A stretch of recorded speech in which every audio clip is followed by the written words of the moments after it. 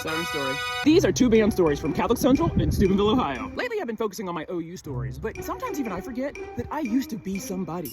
When I was growing up, I played classical piano, guitar, French horn, mellophone, and the trumpet. In high school, when I was in the band, I hated being in the band. Not because I didn't love playing instruments or had a great time with the people, because I really did have a great time. Being in the band at Catholic Central, you were seen as a loser. Like at the public school being in the band, you were a real badass. At our school, not so much. There was like 30 people in this band, and you're thinking, with a band so small, every single person has to matter. Like, every single person has to be able to play their instrument the correct way to make up for the small number. Yeah. There was one incident where we were in band class, and somebody was called out for not knowing how to play the fight song. The fight song. The very first thing you learn when you're in band is how to play the fight song, because you play that over and over and over. So one day after school, we're having band practice. As we're all playing the fight song to warm up, the band instructor, who I absolutely hated because he was a huge colossal racist and just a plain old jerk, was like, "What am I hearing? Who's playing that? Everybody stop playing." He also had anger issues too, which is so weird for a teacher. He was like, "Jada." I love this chick. She was great. She played the baritone, and I think this was her first year. So he goes, "Jada, you're not playing it right. What are you playing?" And she didn't say anything. The whole class is dead quiet because he's like yelling and he's mad and he's pointing at her. So the football season's almost over. So clearly, we've played this song at parades, at football games, at pep rallies, a million times. So I'm thinking he's probably just being a jerk. She knows how to play it. It's just not perfect. He goes, "Play it right now in front of everybody because it sounds terrible. Start playing it now." What came out of her baritone was not the fight song. I can't tell you what it was, but I go. And then I look over at my best friend. Mike Lally is lifting up his music stand because he's laughing so hard. His entire face was red, and there were tears streaming down his face. I actually thought he was going to stop breathing and land on the floor. I thought, ooh, when she's done with this, he is going to yell at her and cuss her out, because he always cussed everybody out. You know, that's a real classy teacher. He would use the F word and a bunch of curse words at high school students, because like I said, he was a jerk. This poor girl, I couldn't tell you what song she was playing.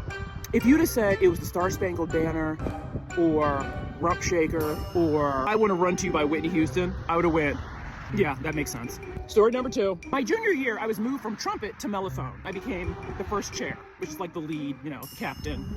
There were 3 of us, me, Mary, and Jackie, and we were a tight-knit group. But because I hated the band director so much, oh, and he hated me as well, I made sure we aggravated him the most. I made sure that us 3 little mellophones were the loudest motherfuckers on the field. The mellophone is a marching French horn, so it isn't a super loud instrument. When you play it, you gotta blow. And I would tell these chicks, when we go out there, we're gonna blow. And I mean, whoa! If y'all ain't leaning back, y'all ain't blowing. What made me happy is every time we'd be practicing or marching, he would go, "Mellophones, I need you to bring it down." And I would turn to the girls and I'd go. After each competition, the entire band would convene in the band room, and we would listen to the competition because they would tape it. If somebody would walk around, talk about our formations, talk about who was playing things right or wrong. Competition was great. We're sitting in there, and he started playing the competition tape. And he said, "Mellophones, you're blowing everybody out of the water. I told you you're playing too loud."